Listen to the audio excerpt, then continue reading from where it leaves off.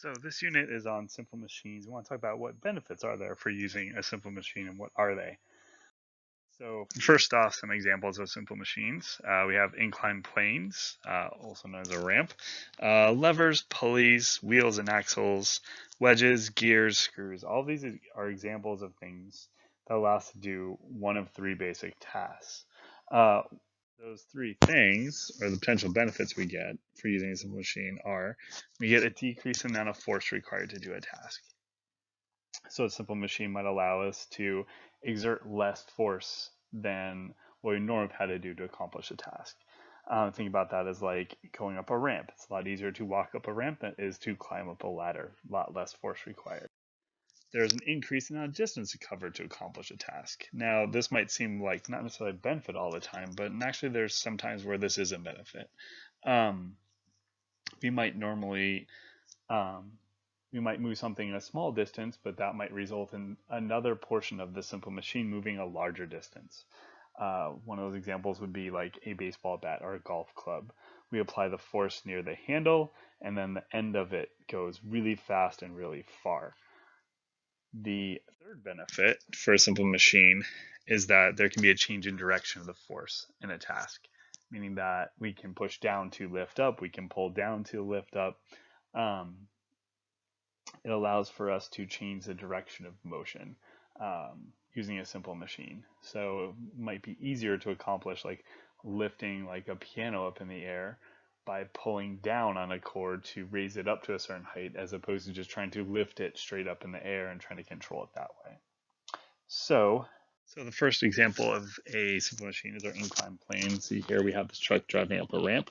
Don't worry too much about the forces now, but we've broken those down before. We've seen what those are. But here now it's about understanding what the components are that we're going to be talking about for this plane itself, not necessarily the forces. So first key here is the input distance. That is, input distance is just how far did you actually go. So in terms of this would be the input distance. So we're going to call that the dn. That's the length of the plane that the object traveled. The output distance would be the height of the plane. So that would be this right here. We're going to call that the d out, being the output distance we covered. In reality, what do? Well, the truck carried the weight from the ground here to this height right here. So it did that using the plane instead of just lifting it straight up in the air. So that is why the output of the whole machine is getting from the ground to that point in the air. Thus, the output force would be the weight of the object, because to get an object to go from here to here, the force we would have to exert would be the weight. Now, we go to some things here for my inclined plane. The ideal benefit for an inclined plane or ramp is given by the equation of the length of the ramp divided by the height of the ramp. So for instance, this was a 5-meter long ramp, 5-meter long ramp, and it went up a height of 1 meter. Well, I had to go 5 meters further than I would have had to go with the 1 meter. But because I went 5 meters on an incline, I'd be able to exert 1/5 the amount of force. So this length of the ramp divided by height of the ramp tells me that 5 over 1 means I get a benefit of 5, which means that if this block here had a weight of 100 newtons, well, this truck, ideally, if we had no friction, would only have to exert 20 newtons to pull it up the ramp. So by increasing the distance by 5, instead of going up 1, we went 5. We cut the force by a factor of 5. So that's talking about benefit for using these simple machines. Our next set of machines are called levers. There are 3 different classes of levers. Don't worry about understanding which class is which, but just understand that we have these 3 options. We have one where the force we're applying, the effort, is on the opposite side of the load, the thing we're trying to do the opposite thing to, pivoting around that fulcrum. Here, the second class lever, the force and the load are on the same side, with the pushing force being further away from the object. being further away from the fulcrum than the object. And then the third class lever, we're actually going to apply the force on the same side as the weight, but we're going to apply it closer to the fulcrum. So we'll see how those all play a role as we get into some greater description. So here's that first class lever. You have somebody pushing down. The output goes up as the fulcrum changes the direction of the force. The distance of each from the fulcrum affects the amount of force. So the further away you are from the fulcrum, okay, the greater effect you're going to have, because again, we're talking about doing what work on here, and work is F times D. We're exerting a force over a distance. The greater the distance is, okay, the greater effect we're going to have. So in the case of the first class lever, the input distance is here on the side you're pushing on. The output distance is over on the other side of the fulcrum. So it's how far away the load is from the fulcrum. Now the output we have here when we push down is that this side's going to go up, and that output force would be equal to the weight of the object. So here, the ideal benefit's given by the distance of the applied force from the fulcrum divided by the distance of the output force from the fulcrum. So if, say, this was a 2 meter distance here, and this was a 1 meter distance here,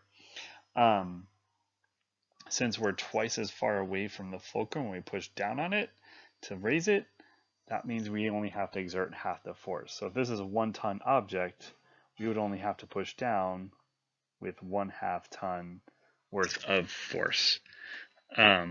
So that's the first class lever. The second class lever works on the same principles as the first class lever, except now there's no change in direction. We lift up to raise something, but because we lift it up from further away, we have a greater distance, so we can exert less force to raise the object. You can think of this as being like if you shove a bar underneath something and you're trying to lift up a really heavy object, and you don't want to lift it very far, you can push with a lot less force further away from it than the object. So it'd be like if like a friend's foot got caught, and this was a rock, and like a friend's foot got caught underneath it. Okay, so there's their leg, and you wanted to lift up just a little bit. Well, you get a long stick and you long bar, and you shove it in there, and then you crank up, and that's gonna allow you the opportunity to lift it just enough with a lot less force on take just to lift that huge boulder. The third class lever, a little bit different. This is one where we apply the force close to the fulcrum, and the load is actually on the outside. So it actually is going to require more force to lift because the distance is shorter. Well, what is the benefit of this? Well, as you can see, the load object here goes from there to there. Well, the force only goes from here to here. So we've increased the amount of distance, covering it in the exact same amount of time, covering more distance in more time. That means that we're actually going to get an increase in speed. So out here we have a velocity which is much greater. So this would be like a golf club or a baseball bat, where sure, we're exerting more force at the pivot than we're getting at the ends, but we get that huge increase in speed of the object. So kind of here. So this is great for stick games like baseball, tennis, golf, kicking a ball, throwing something, all of that stuff. They work on this third class lever where the force is applied near the pivot point, and that results in greater speed at the end of the lever. The last machine we're going to talk about are pulleys. Pulleys take advantage of a low friction wheel that's going to either reduce force or change the direction. In this case, we have just a change in direction.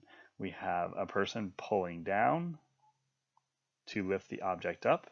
They're going to exert the exact same weight. So if this was 100 newtons, they would be exerting 100 newtons. The benefit is I get to pull down instead of actually lifting something straight up. So that's the advantage to this kind of pulley system. A lot of times it's easier to pull down to lift something than to just shove it straight up into the air. So like I said, in this example, the box has a weight of 100 newtons, the person will pull down with 100 newtons. And the distance, so if this went up 1 meter, the string would also travel a distance of 1 meter. So it's not changing force or distance. They're both the same. It's purely changing direction. However, we go in a more complicated pulley system like this one. Um, Here we actually have 4 strings to support the weight. So if we draw a line straight through here, you can see we intersect a string 4 times. Each of those strings is going to support part of the weight. This final pull here isn't supporting any weight. It's just pulling down to lift up. So it's not going to offset any of the force.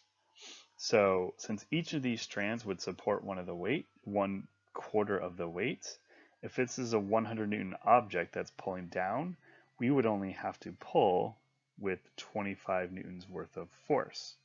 Okay? We get that benefit. We reduce the force by a factor of 4.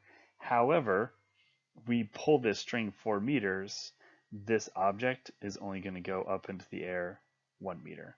So we get a benefit of 4 for the force, but we lose out on that benefit by adding more distance to the movement. So basically, it's kind of saying that there's no such thing as a free lunch. Even though we get a great benefit to the force we have to exert, we have to pull the thing 4 times as far to get to go up the same distance we were looking for before. So, and that's what this slide says.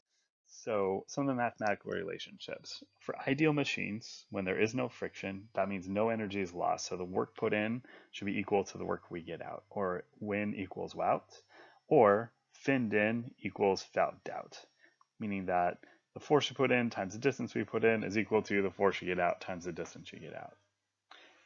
What that means is the change in the output force is really based on the ratio of the distances, which we kind of saw before in the examples. So that ratio we can find, and is what's called the ideal mechanical advantage. It tells us the amount of force, tells the amount the force is multiplied by, the input force is multiplied by, based on the ratio of those distances. So the IMA is the distance in over the distance out. So for a pulley system, it's how far you pull it versus how far the thing goes up in the air. For a ramp, the input distance is here, and the output distance is there. Okay? For a lever, it's which side of the lever you're functioning on. Again, it's a ratio. There are no units. It's purely a multiplication factor to get the applied force to get whatever the output force is going to be. Now, in reality, when a machine is actually tested, there is energy loss due to friction and sound. So in the real world, input and output work are never going to be equal. Thus, we have what's called the actual mechanical advantage, is the real ratio between the forces. So to get the AMA, we're going to take the output force and divide it by the input force. When you are lifting something, this output force is equal to the weight of that object if we are lifting something. For lifting it straight up with our thing, with our machine system. Okay, the input force is whatever force the person actually had to push with. If the AMA and IMA are equal, then this would be a perfectly matched ratio of what we saw in the previous one. However, again, they're not going to be equal. There's going to be a difference. This is what the real multiplication factor is by using the machine. What can we do with that? Well, the last part for simple machines is finding what's called the efficiency. It's kind of like a grade for your machine. How close did it get to the ideal mechanical advantage? So just like when you're finding a grade for efficiency, you're going to take the AMA, the actual score for the machine, divided by the IMA, which is the perfect score for the machine. Kind of like you get on a quiz, on a test. You take your score divided by the perfect score, multiply by 100%, and you find out your grade. So we're going to find that grade for every machine. No machine is going to be 100% efficient in the real world because there's going to be friction, there's going to be energy loss. But the closer you get to that, the greater the better, more efficient your machine is. Now, granted, don't think of it as a grading system like if you get a C in this efficiency, that's terrible. No, in reality, simple machines aren't going to be amazingly efficient because, well, there is a lot of friction in the real world. It's going to take energy away. Things are going to change. But just a way of thinking about how much energy is actually being conserved in terms of the work that you do and the machine does is going to be important to understand.